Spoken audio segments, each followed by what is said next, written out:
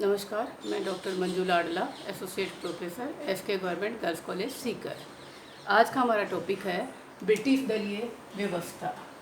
Britain के राजनीतिक दल अपन पढ़ेंगे और राजनीतिक दलों के अंतर्गत अपन दो तीन टॉपिक अपने हैं उनके ऊपर डिस्कस करेंगे। सबसे पहले टॉपिक है अपना विकास, अर्थात ब्रिटिश राजनीतिक दलों का विकास किस तरह से होता है। देखिए, ब्रिटेन का संविधान विकासमय संविधान है और ब्रिटेन में हर चीज़ का विकास हुआ है, निर्माण नहीं हुआ है। तो राजनीतिक दलों का भी वहाँ विकास हुआ है और ब्रिटेन में द्विदलीय व्यवस्था है और शुरू से ही वहाँ पर दो ही दल बने। तो देखते हैं किस तरह से उनका विकास हुआ। सबसे पहले एक समय था स्टुअर्ट राजा का काल जो था। स्टुअर्ट काल में राजा और संसद के बीच में जब संघर्ष पैदा हो गया, लड़ाई झगड़ा शुरू हुआ, संघर्ष हुआ, तो उस समय ही ब्रिटेन में दो ग्रुप बन गए। एक ग्रुप बना कैवलियर्स और दूसरा ग्रुप बना राउंड हेड्स। कैवलियर्स जो थे वो राजा का समर्थन करने वाले थे और राउंड हेड्स जो थे वो संसद का समर्थन करने वाले थे। अर्थात राजा और संघर्ष की लड़ाई में ही दो ग्रुप बनकर आ गए। वही ग्रुप आगे तक राजनीतिक दलों के रूप में कन्वर्ट हो जाते हैं।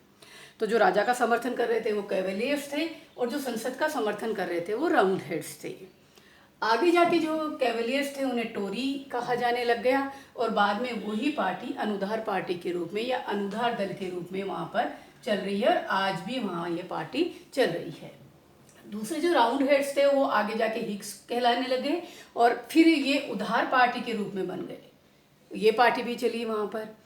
इसके पश्चात से उधार पार्टी में से ही एक नई पार्टी और निकल कर आ गई। इसने अपना चेंज कर लिया, श्रमिक पार्टी। श्रमिक पार्टी बनने के पश्चात या मजदूर दल बनने के पश्चात उधार दल का प्रभाव कम हो गया है। ये एक तरह से लुप्त प्राय से होती जा रही है। तो ब्रिटेन में ये दो दल चल रहे हैं, अनुधार दल और उधार था। उधार का नाम आजकल अब श्रमिक पार्टी बन गई। तो द्विदलीय व्यवस्था है और द्विदलीय व्यवस्था का विकास शुरू से हुआ और आज तक भी चली आ रही है। हालांकि अब छोटे छोटे बहुत सारे राजनीतिक दल वहाँ पे बनने लग गए, लेकिन वो इस लेवल पे नहीं है कि वो सत्ता प्राप्त कर सके। तो शुरू से ही द्विदलीय व्यवस्था है। द्विदलीय व्यवस्था, ये दो दल हैं वो इस तरह से कैवलियर्स बने, कैवलियर से टोरी, टोरी से अनुधार पार्टी बनी, राउंड हेड से हिग्स, हिग्स से उधार और श्रमिक पार्टी में बदल गए। तो इस तरह इन दलों का विकास हुआ है।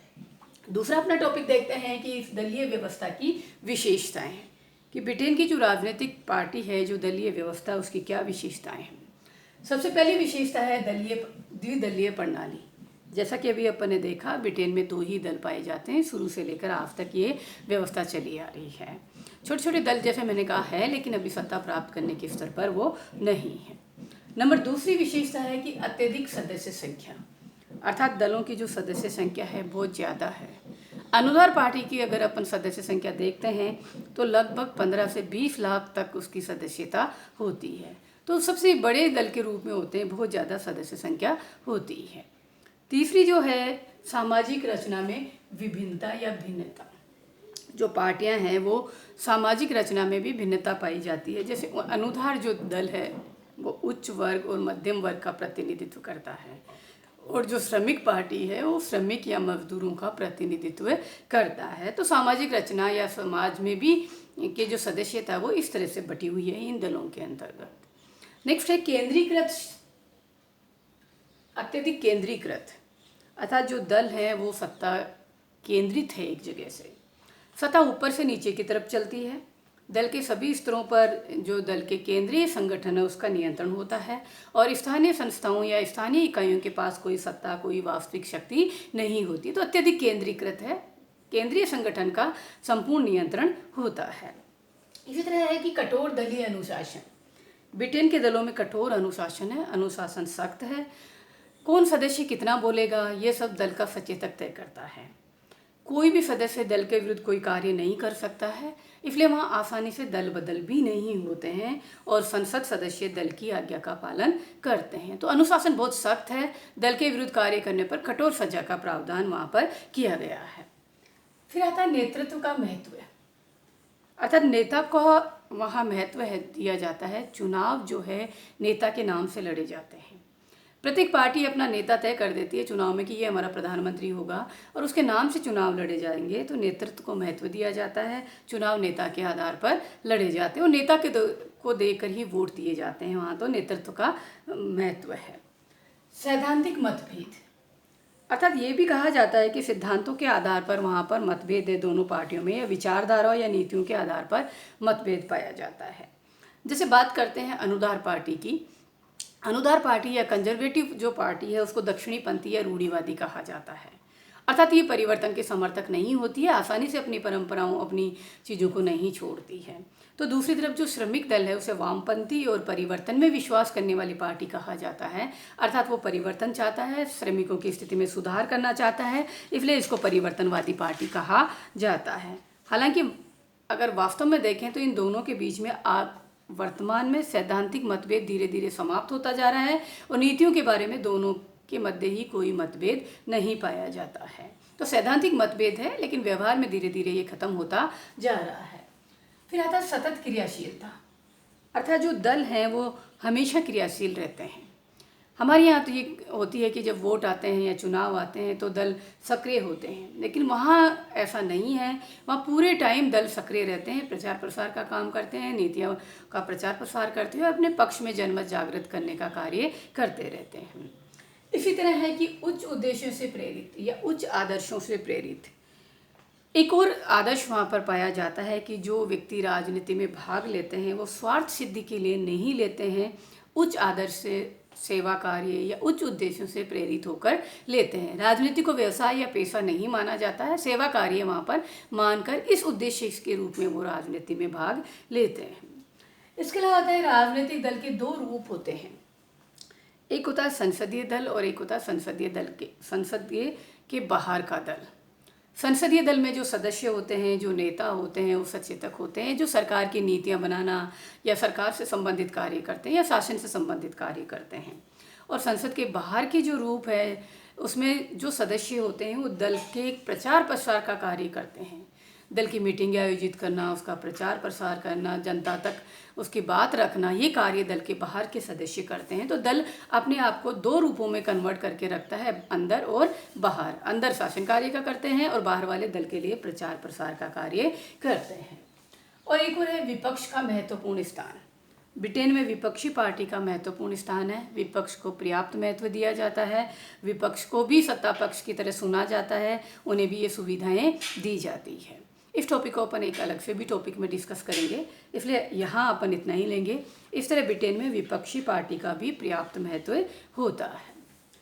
अब हम विपक्ष को अब एक पॉइंट से अलग से देखते हैं। एक क्वेश्चन आता है विपक्ष के ऊपर टिप्पणी करना या ब्रिटेन में विपक्ष की भूमिका, इसलिए मैंने इसको अलग से लिया है यहाँ पर। अगर हम ब्रिटेन में विपक्षी पार्टी को देखते हैं या विरोधी दल को देखते हैं तो उसकी सबसे पहली बात आती है कि वो संगठित होता है। जिस तरह से सत्ता पक्ष संगठित होता है उसी प्रकार विपक्ष भी जो है वो संगठित होता है।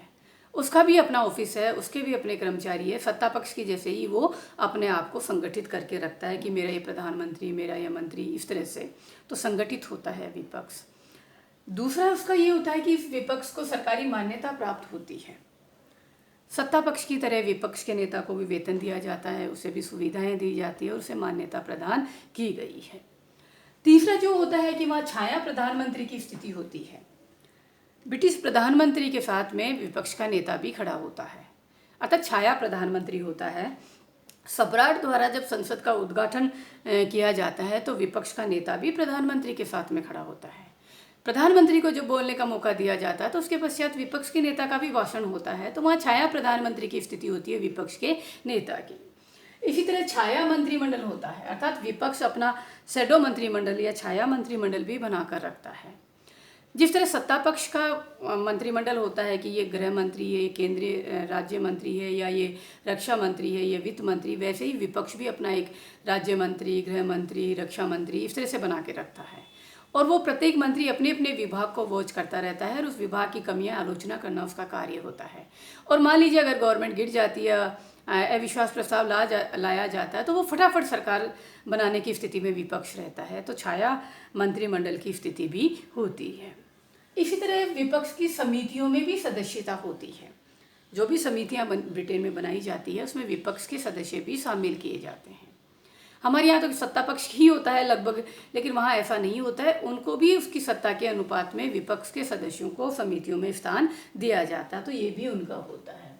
इसी तरह सदन का कार्यक्रम निर्धारण करने में भी विपक्ष की सहमति ली जाती है। अर्थात संसद का अधिवेशन बुलाना है, स्थगित करना है या कोई बैठक करना है, तो जब सत्ता पक्ष तय करता है तो विपक्ष के नेता से भी परामर्श करता है, उसकी भी राय ली जाती है और उसकी सहमति से ये कार्यक्रम निर्धारण किया जाता है। इसी तरह आता है कि रचनात्मक आलोचना।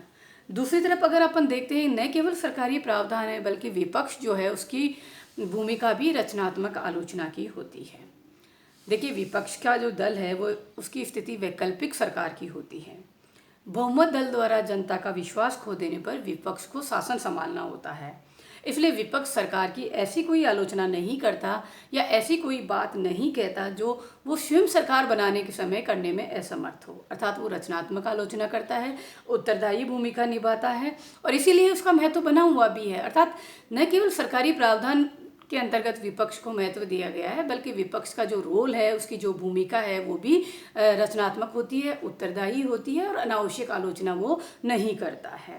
और लास्ट और है कि विपक्ष की वजह से सरकार जो है वो उत्तरदायी रहती है, अर्थात वो सरकार पर प्रतिबंध लगाने का कार्य करता है। इस विपक्ष की वजह से सरकार अपनी मनमानी नहीं कर सकती है, सरकार को निरंकुश नहीं होने देता है। सरकार ने जैसे ही कोई गलत काम किया या कुछ ऊपर नीचे होता है तो विपक्ष पार्टी उसको फटाफट बुला लेती है और उसके आलोचना करने लग जाती है, जनता तक वो बात पहुंच जाती है। तो विपक्ष अपनी मनमानी नहीं कर सकता है, सरकार अपनी मनमानी नहीं कर सकता है, विपक्ष उसको नियंत्रण में रखता है।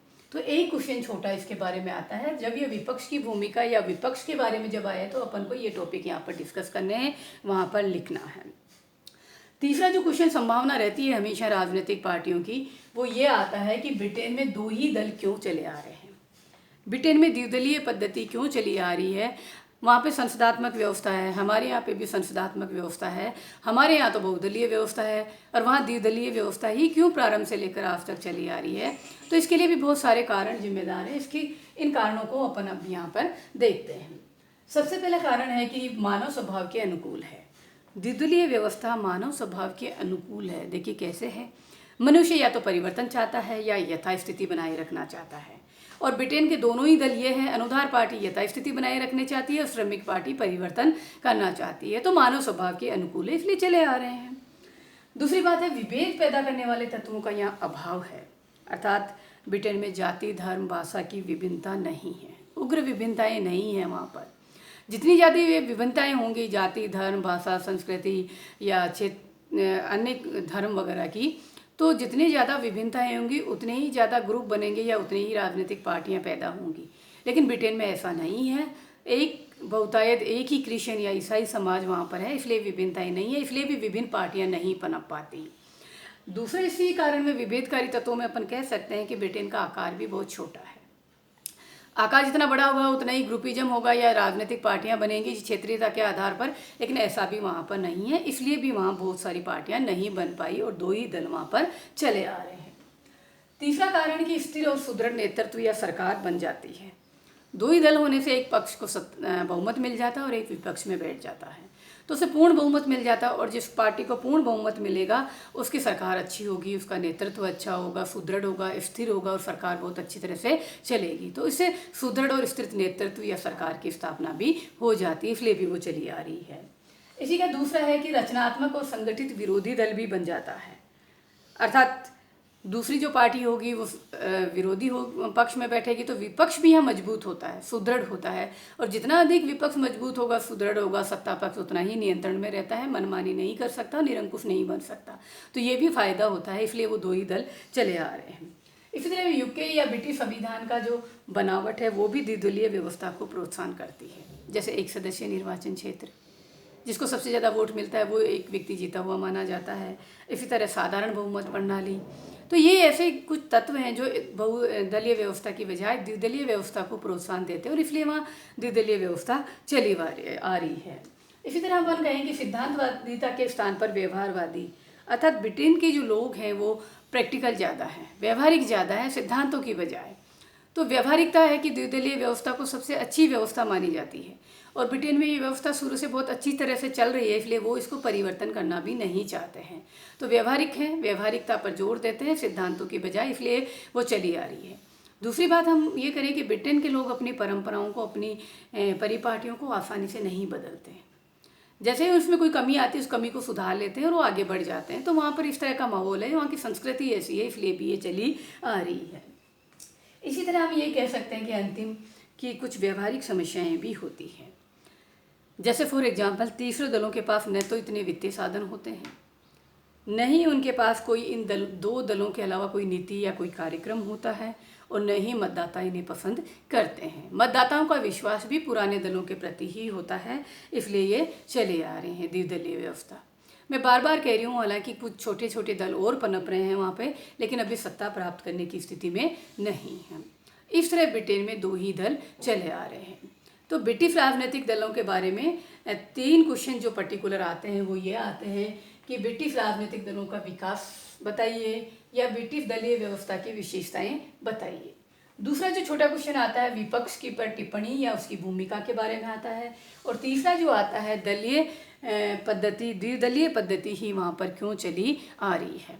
इसके अलावा छोटे क्वेश्चन आते हैं कि 2 दलों के नाम बताइए या दलों का संगठन बताइए। जैसे मैंने कहा कि अनुदार पार्टी पुरानी पार्टी है, उच्च वर्ग से संबंधित है और वो परंपरावादी है, रूढ़िवादी है और अपनी परंपराओं को आसानी से परिवर्तन करने वाली नहीं होती है। श्रमिक पार्टी है, वो समाजवादी है, श्रमिकों की स्थिति में सुधार करना चाहती है और परिवर्तन चाहती है। हालांकि ये मेन अंतर यही है, बाकी दोनों की नीति संबंधी अंतर में कोई अंतर नहीं है। धन्यवाद।